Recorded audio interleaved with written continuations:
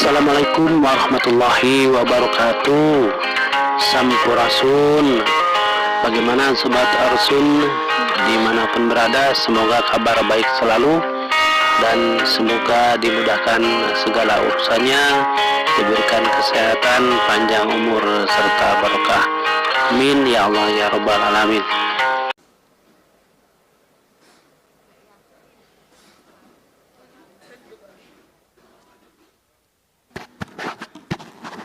Assalamualaikum warahmatullahi wabarakatuh. Sampurasun. Pak Direktur yang saya hormati, Pak Gubernur Banten, Gubernur Lampung, Gubernur Sumatera Selatan, dan seluruh Bupati, Wali Kota, para Ketua DPRD, saya tidak mungkin menyampaikan paparan yang seperti yang tadi sampaikan. Tetapi saya ingin ngomong yang hal-hal yang realistis, yang itu akan menjadi harmonisasi dalam efektivitas pemerintahan agar tetap capai tujuan. Pemberantasan korupsi itu kan intinya bahwa negara harus memiliki kecukupan fiskal agar tujuan-tujuan pembangunan tercapai. Satu, layanan pendidikan harus meningkat. Dua, layanan kesehatan harus meningkat. Tiga, layanan infrastruktur harus meningkat. Yang keempat, layanan publik lainnya harus meningkat, termasuk layanan investasi. Saya selalu menyampaikan korupsi itu ada dua, saya bilang. Ada korupsi struktural yang melanggar pasal, diancam dengan pidana, didakwa dan dituntut. Karena itu merugikan negara. Tetapi juga ada korupsi kultural. Artinya sesuatu yang dianggap legal tetapi sesungguhnya merugikan negara. Mana itu letaknya? Letaknya adalah negeri ini masih kuat inefisiensi. Inefisiensi bukan hanya yang dicontohkan oleh Pak Presiden, kita melakukan pembenahan terhadap seluruh struktur anggaran. Tetapi realitasnya pertama adalah bahwa efektivitas pembangunan akan berjalan apabila ada kesetaraan. Di mana letak kesetaraannya? Pertama, kita realistis saja. Hubungan percepatan pengelolaan anggaran yang diajukan oleh pemerintah daerah kepada DPR. Di mana problemnya? Problemnya adalah bahwa di DPR sendiri itu ada problem anggaran.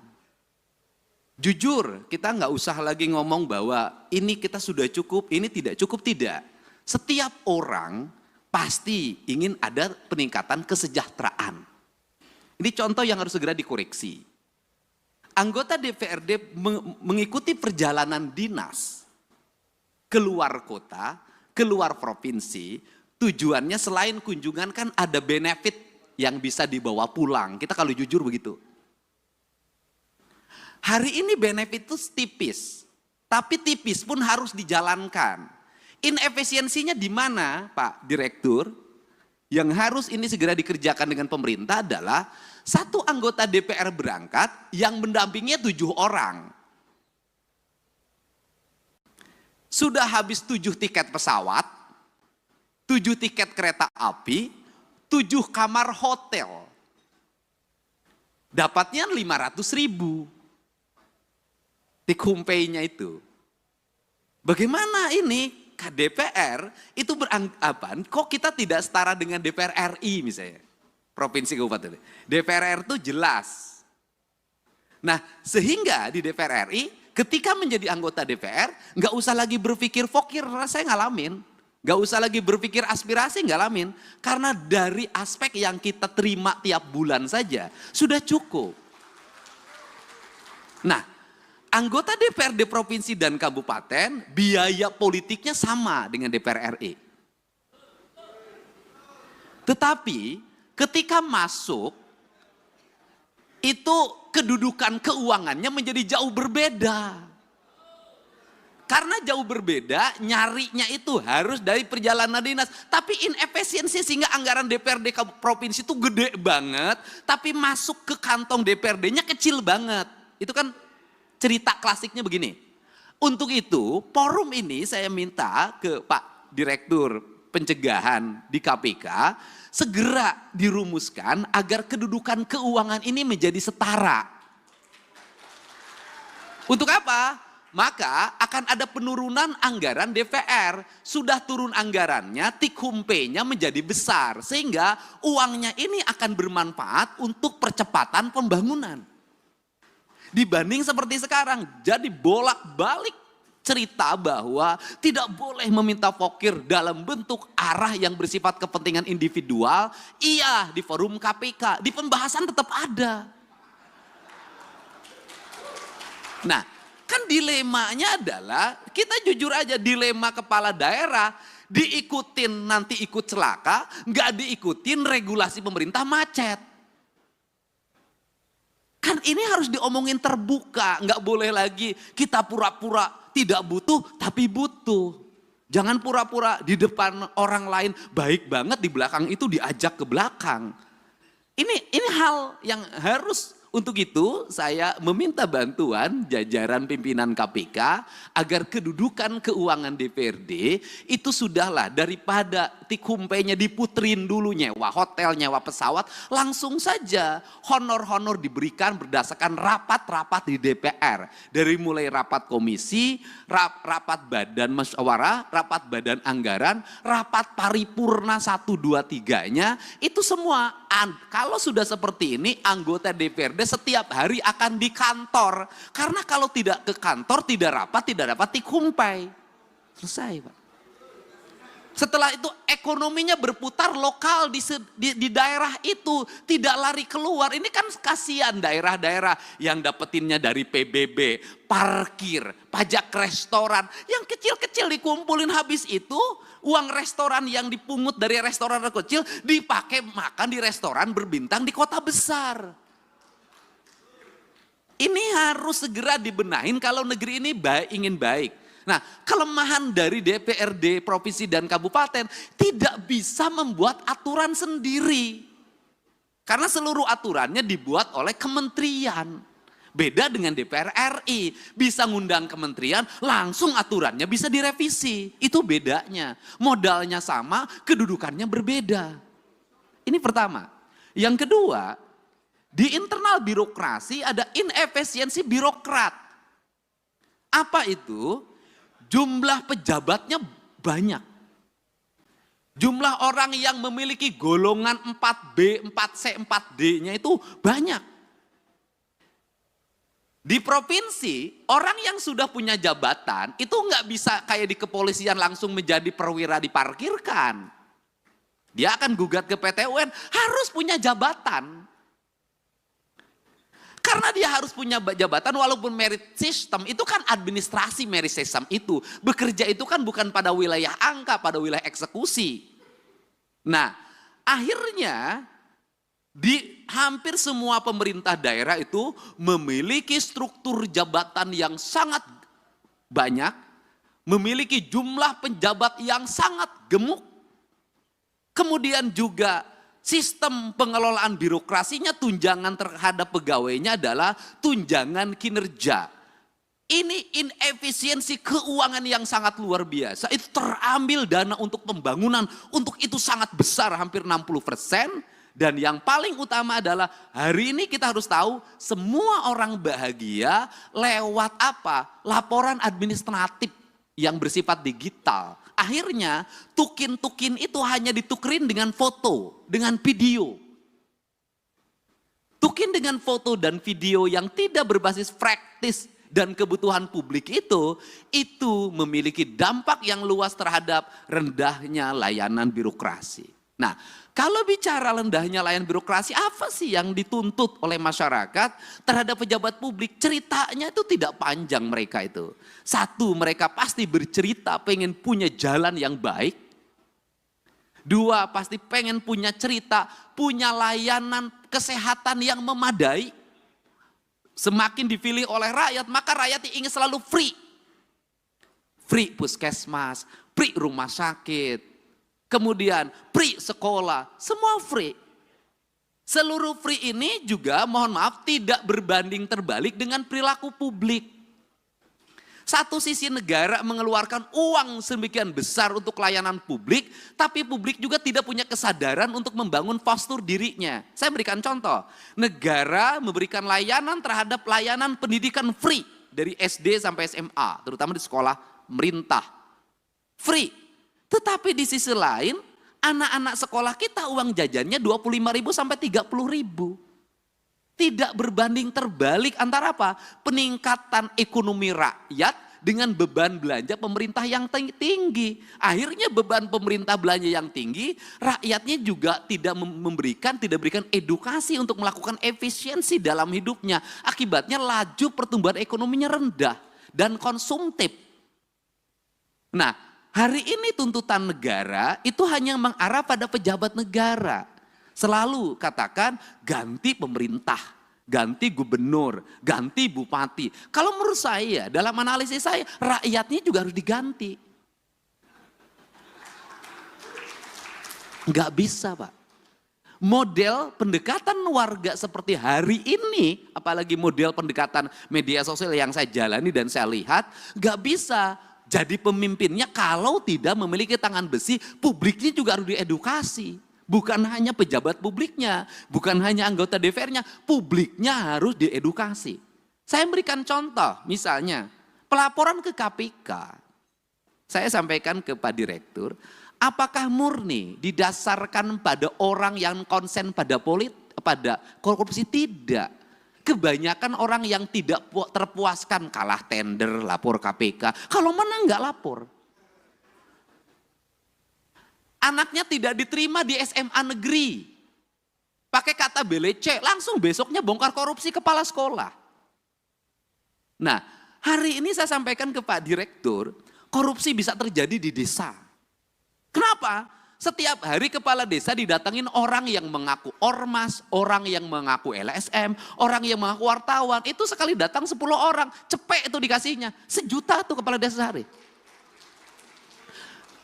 Kemudian di kabupaten kalau bupati wali kotanya nggak tahan, pasti banyak orang yang mengaku A, mengaku B, itu melakukan tekanan dan nyari salah.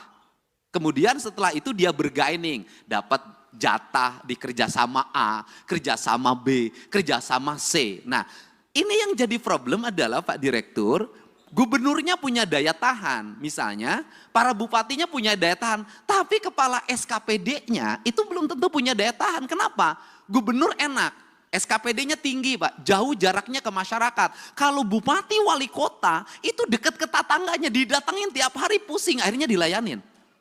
Jadi pemerintah ini yang terjadi di Indonesia hari ini adalah semakin dia strukturnya makin rendah, tingkat resikonya makin tinggi, sorotan publiknya makin tajam, biayanya makin rendah.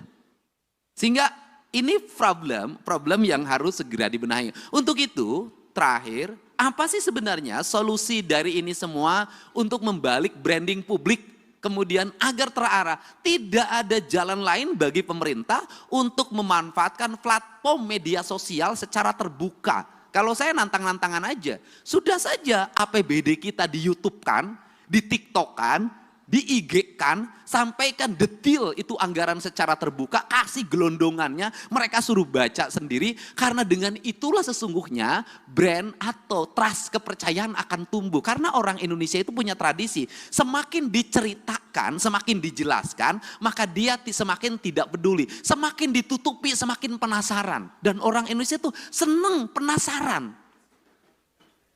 Semakin ditutupi, itu semakin penasaran, semakin diintip. Jadi kalau pintunya dibuka nggak berani masuk orang Indonesia. Tapi kalau pintunya dibuka dikit orang Indonesia tuh seneng masuk karena ini penasarannya. Jadi itu, cuman yang terakhir dibalik itu semua juga bahwa seluruh keterbukaan harus diimbangi juga dengan tingkat kesejahteraan aparatur dengan baik di luar ASN. Justru menurut saya yang berat dihadapi itu adalah para politisi. Standarisasinya tidak ada, tuntutan publiknya kuat, resikonya tinggi. ASN itu ada standarnya, politisi itu nggak ada standarnya. Ini problem. Politisi itu nggak bisa membedakan mana gaji, mana operasional. Kenapa? Karena gaji dan tunjangannya adalah operasional.